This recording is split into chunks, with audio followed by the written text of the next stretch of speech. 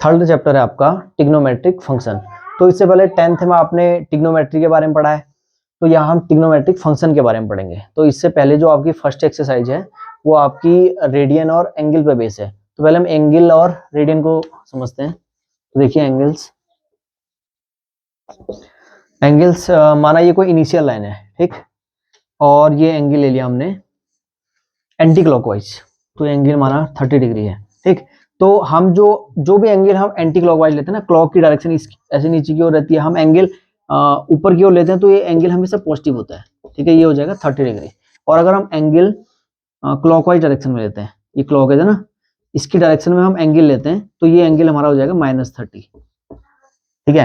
अगर clockwise direction में हम एंगल लेते हैं तो उसे हम निगेटिव में मेजर करते हैं और क्लॉकवाइज एंटी क्लॉकवाइज में पॉजिटिव में। तो ये आपने ध्यान रखना है, क्लॉकवाइज डायरेक्शन में निगेटिव में, एंटी क्लॉकवाइज में पॉजिटिव में। तो एंगल्स तो आपने पहले भी पढ़ा है। हम देखते हैं अगला टॉपिक है आपका रेडियन मेजर, रेडियन माप, रेडियन माप। तो देखो माना कोई ये सर्किल है, ठीक है, इसकी यूनिट 1 है, 1 यूनिट का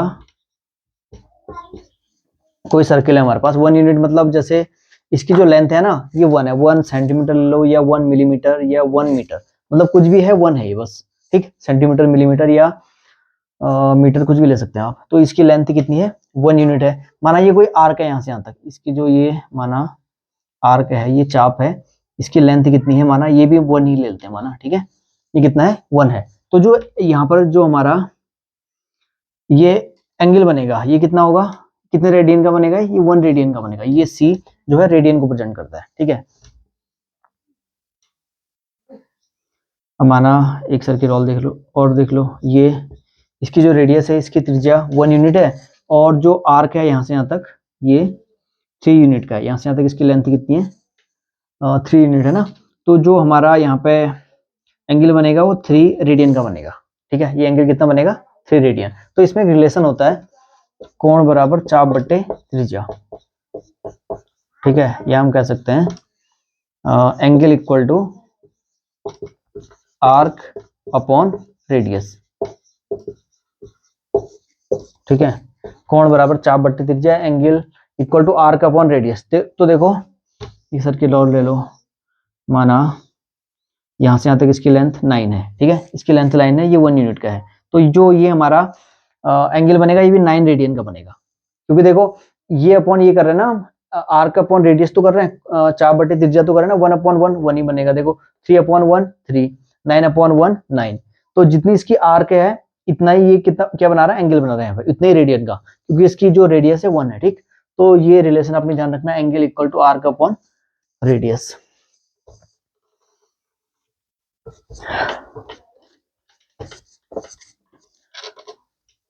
अब देखो इसमें जैसे माना इस सर्किल को हमने 360 इक्वल पार्ट में डिवाइड कर दिया हमने, ठीक है। ये हमने इसको ऐसे ऐसे करके 360 पार्ट में डिवाइड कर दिया, ठीक है। यहाँ पे थोड़ा कम ज्यादा दिख रहे होंगे, लेकिन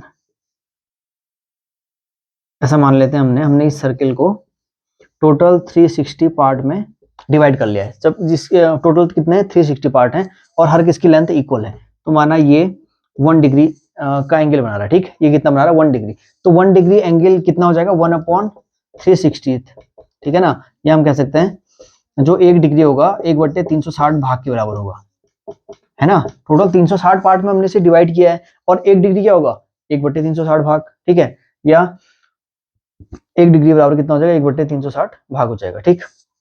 तो ऐसी 1 डिग्री को भी अगर हम, ये हमारा 1 डिग्री है ना, यहाँ से यहाँ तक कितना बन रहा है 1 डिग्री, इसको भी हम अगर 60 इक्वल पार्ट में डिवाइड कर दें, टोटल हमने इसको कितने पार्ट में डिवाइड कर दिया 60 इक्वल पार्ट में डिवाइड कर दिया, तो 1 डिग्री बराबर कितना हो जाएगा 60 मिनट। 1 डिग्री को हम क्या कहेंगे 60 मिनट, या हम इसको इससे प्रेजेंट करते हैं एक डैश से। 1 डिग्री किसके इक्वल होता है हमारा 60 मिनट के, ठीक। हमने इसको 60 इक्वल पार्ट में डिवाइड किया ना, तो ये 1 डिग्री किसके इक्वल हो जाएगा 60 मिनट के। और ऐसे ही अगर हमने 1 मिनट को फिर से, ये 1 मिनट है, ठीक है, 1 मिनट को फिर से हमने 60 इक्वल पार्ट में फिर डिवाइड कर दिया, टोटल ये 60 पार्ट में फिर डिवाइड कर दिया, तो 1 मिनट हो जाएगा 60 सेकेंड। इसको हम सेकेंड से प्रेजेंट करते हैं, ठीक है। अगर हमने इसको 1 मिनट को हमने फिर से क्या कर दिया, 60 पार्ट में डिवाइड कर दिया, तो 1 मिनट में 60 सेकेंड, या हम कहते हैं 1 minute equal to 60 second, double dash से प्रेजेंट करते हैं इसको।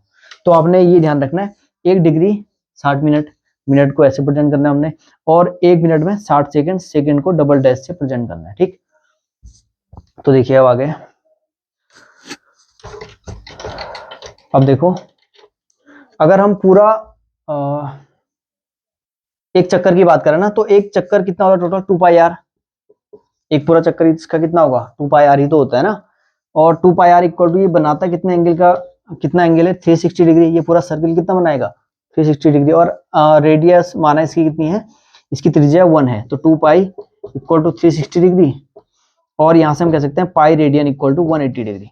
तो ये रिलेशन आपने ध्यान रखना है, जिससे हम पूरे एक्सरसाइज के क्वेश्चन इसी रिलेशन से करेंगे, pi radian equal to 180 degree, ठीक, ये आपने रिलेशन ध्यान रखना है। तो 2 पाई आर हमारा क्या, एक चक्कर ही तो है ना पूरा, तो हम कह सकते हैं एक चक्कर बराबर क्या 360 डिग्री, ठीक है, या हम कह सकते हैं या 2 पाई इक्वल टू 360 डिग्री, ठीक है ना, या हम एक चक्कर को 360 डिग्री कह सकते हैं ना, तो यहां से हम कह सकते हैं 2 पाई रेडियन इक्वल टू 1 चक्कर। तो देखो एक चक्कर में 2 पाई रेडियन हो गया ना, एक चक्कर में कितने हो गए, तो टोटल एक चक्कर कितना हुआ 360 डिग्री का हुआ, ठीक है ना, जिसमें हम यहां से कह सकते हैं 2 पाई इक्वल टू 360, ये 2 पाई क्या है रेडियन है ना, और 2 पाई रेडियन किसके इक्वल हो जाएगा, एक चक्कर के, तो एक चक्कर में कितने रेडियन हो जाएंगे 2 पाई रेडियन। तो आपने एक रिलेशन ये ध्यान रखना है, एक चक्कर में 2 पाई रेडियन, ठीक। देखो आगे, अगर हम इसको 0, 30, 45, 60, 90, ठीक है, एक रिलेशन हमें अपनी रिलेशन ध्यान रखना है, पाई रेडियन इक्वल टू होता है 180 डिग्री, ठीक है, पाई रेडियन 180 डिग्री। अगर हम इस डिग्री को रेडियन में बदले तो 0 0 ही हुआ ना, तो अगर मैं यहाँ से पाई अपॉन 2 यहाँ भी 2 का डिवाइड कर लूँ और यहाँ भी 2 का डिवाइड कर लूँ, तो ये कितना हो जाएगा 90 हो जाएगा, नहीं, तो 90 डिग्री को हम क्या लिख सकते हैं, पाई बाई 2 रेडियन, तो ये हो जाएगा पाई बाई 2 रेडियन। ऐसे अगर हम इसमें 3 से डिवाइड कर लें, ठीक है, pi upon 3 equal to 180 upon 3, तो ये कितना हो जाएगा pi upon 3 radian equal to 60 degree. तो 60 डिग्री को हम लिख सकते हैं पाई अपॉन 3 रेडियन, ठीक है। ऐसे ही इसको हम अगर 4 से डिवाइड करें, ठीक है, तो ये कितना हो जाएगा पाई अपॉन 4 को हम लिख सकते हैं 45 डिग्री, ठीक। ऐसे इसको भी 4 से डिवाइड, इसको भी 4 से डिवाइड, तो इसको भी क्या लिख सकते हैं पाई अपॉन 6 से लिख सकते हैं, ये होता है 30 degree equal to pi upon 6 radian. तो आपने ये रिलेशन ध्यान रखना है, pi radian equal to 180 degree.